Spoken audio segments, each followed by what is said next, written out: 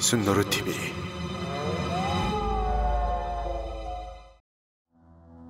지금으로부터 정확히 1년 전인 2021년 4월 13일, 일본 정부는 전 세계에서 단 한 번도 시행해 본 적 없는 일을 거행하겠다고 발표했습니다.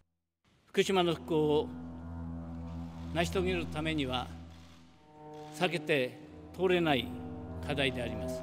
2年後をめどに海洋放出を開始する予定であります。 그 내용은 일본에서 만들어지고 있는 방사능 성분의 치명적인 오염수를 태평양으로 방류하겠다는 충격적인 것이었습니다. 이런 발표에 우리나라는 물론 일본 내에서도 강력하게 반발하며 반대 시위를 하고 있다고 하는데요. 하지만 일본 정부는 1년 후인 지금도 뜻을 굽히지 않고 2023년에 방사능 오염수 해양 방류를 강행하겠다는 입장입니다. 오늘은 이 오염수란 것이 대체 무엇이고 왜 일본은 이 오염수를 바다에 방류하려는지, 그리고 더 나아가 이 오염수가 바다에 방류되었을 때 생길 수 있는 일에 대해 알아보겠습니다.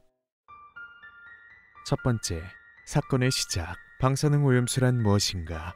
지금으로부터 11년 전인 2011년 3월 11일, 태평양을 둘러싸고 있는 일명 불의 고리에서 심각한 해저 거대 지진이 발생합니다.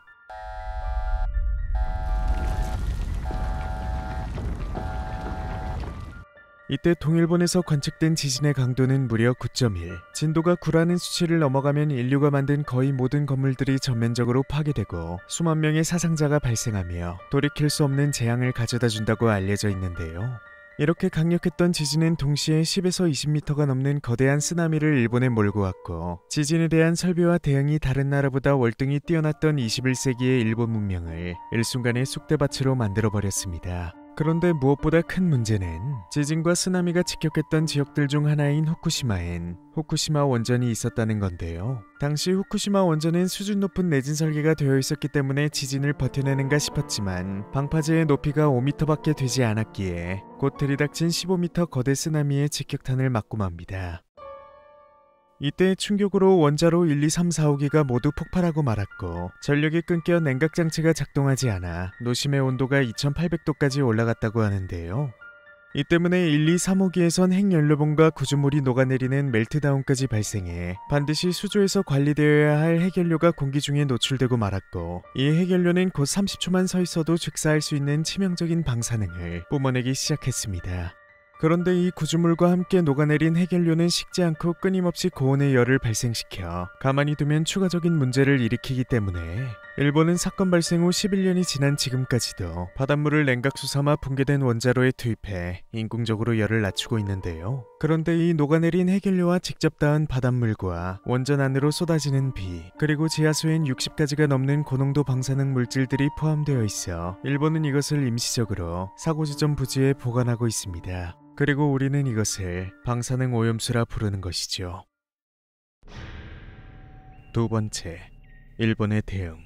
이 오염수는 매일 150톤가량이 만들어지고 있다고 하는데요. 일본 정부는 사고 부지에 파란 수조 탱크를 만들고 오염수를 알프스라는 장치로 1차 정화한 뒤 이곳에 보관해오고 있었습니다. 그 양은 지금까지 무려 125만 톤으로 이 부지가 감당할 수 있는 최대치인 137만 톤에 91.2%가 차 있는 상태이죠. 매년 오염수의 배출량은 줄어들고 있지만 이 속도로는 2024년이 되면 더 이상 오염수를 보관할 수 있는 곳이 없어지기 때문에 일본 정부는 이 오염수를 해양 방류하겠다는 선택을 한 것입니다. 물론 일본 정부가 아무런 대책 없이 방류를 하겠다고 한 것은 아닌데요. 일본 정부에서 주장하는 것은 오염수를 정화하고 희석한 뒤 안전한 상태로 만들어 방류하겠다는 것인데, 전문가들 중 일부는 이 계획이 너무나 위험하다고 주장합니다. 우선 일본 정부의 상세한 계획은 이렇습니다. 이곳의 오염수에는 60가지가 넘는 방사성 물질, 즉 핵종이 있는데요. 이 오염수를 알프스로 한 번 더 핵종을 최대한 제거해 안전한 상태로 만든 뒤 자연 상태의 방사능 수치와 큰 차이가 없게 바닷물로 몇백 배 희석해 2050년까지 30년 동안 천천히 방류하겠다는 것이죠. 물론 이 주장대로라면 큰 걱정을 할 필요는 없습니다. 왜냐하면 우리나라를 포함해 원전을 사용하는 다른 나라들도 삼중수소라는 핵종을 안전기준치 범위 내에서 자연 방류하고 있기 때문입니다. 하지만 이 경우는 일반적인 것이고 현재 일본의 상황과 절대 동일선상에서 비교할 수 없습니다.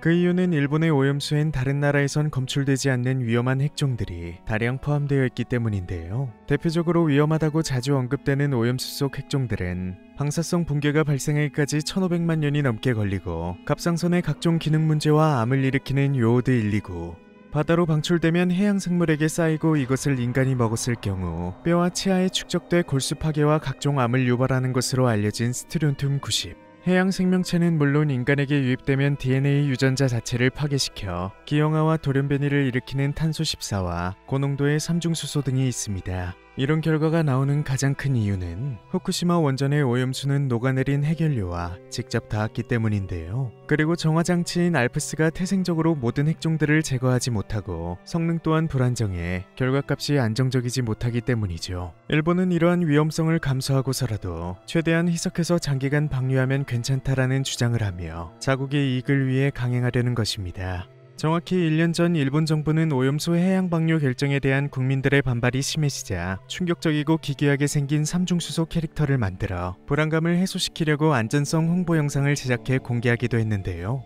심지어 이 영상에는 삼중수소와 안전데스, 설사 삼중수소의 방사능이 DNA를 파괴시킨다고 해도 금방 복구되니 다이저브데스 라는 정신나간 발언도 담겨져 있었습니다. 그리곤 자국민들에게 국민을 바보로 아느냐, 청산가리 캐릭터를 만들어도 이것보단 덜 혐오스럽겠다 라는 등의 모욕적인 욕을 먹고 개시 하루 만에 관련된 모든 컨텐츠를 삭제하고 말았습니다. 그렇다면 일본은 왜 이렇게 모두가 불안해하는 방법을 택한 것일까요? 그 이유는 간단합니다. 단순히 처리 비용이 가장 저렴하기 때문이죠. 일본 내에선 이 오염수를 처리할 방법에 대해 5가지의 방안이 논의되었다고 하는데요. 그 방법은 이렇습니다. 오염수를 모두 끓여서 수증기로 만들어 없애는 수증기 방출법, 오염수를 전기 분해해 산소와 수소로 나누어 방출하는 수소 방출법, 땅을 파고 오염수를 가둬놓을 지하 공간을 만들어 저장하는 지하 매설법, 땅을 깊게 파서 땅속 깊은 곳에 물을 주입하는 지층 주입법, 그리고 이들 중 가장 압도적으로 저렴한 해양 방출법입니다. 세 번째, 다가올 재앙. 모두가 아는 것처럼 바다는 우리가 아직 모르는 부분이 훨씬 더 많습니다. 위험한 방사성 물질들이 복잡하게 얽혀있는 해양 생태계에 점점 쌓이게 된다면 미래에 어떤 결과를 초래할지 지금은 아무도 모르고 이 분야의 최고의 전문가들도 예측조차 할 수 없습니다. 그저 안전기준치라는 인간이 세운 개념 아래에서 시행되는 무모한 도박이죠. 우선 방류가 시작되면 가장 크게 변화되는 것은 우리들의 먹거리일 텐데요. 이미 우리나라에선 일본산 해산물에 대한 불신이 강한 상태인데 오염수 방류가 시작되면 국내 해산물 자원에까지 색안경을 끼게 될 수 있습니다. 독일의 킬 해양과학연구소의 일본 오염수 방류 시뮬레이션에 따르면 오염수 방류가 시작된 지 1년 후면 우리나라도 영향을 받고 3년 후면 태평양 전체가 오염수의 영향을 받는다고 합니다. 이것이 인류가 사용하기엔 아직 준비가 되지 않은 기술을 사용한 대가인 것일까요? 그런데 이에 대한 각국의 반응은 제각각입니다. 우선 일본과 가장 가까우면서 같은 바다를 공유하는 중국과 우리나라는 적극적으로 나서서 반대 의견을 내고 있지만 다른 나라들은 문제가 생기면 대응하겠다라는 식의 미지근한 반응입니다. 그리고 일본 오염수 방류 결정에 찬성 의사를 밝힌 유일한 나라가 있는데 그건 바로 미국입니다. 미국은 일본이 투명하게 오염수 정화 과정을 공개하고 있다. 국제원자력기구와 함께 안전하게 방류할 것이다라며 일본의 결정을 지지하고 있죠. 이제 꼭 1년 남았습니다. 일본이 결국 해양 방류를 강행한다면 몇십 년 후에 우리는 저 푸른 바다를 어떤 표정으로 바라보고 있을까요?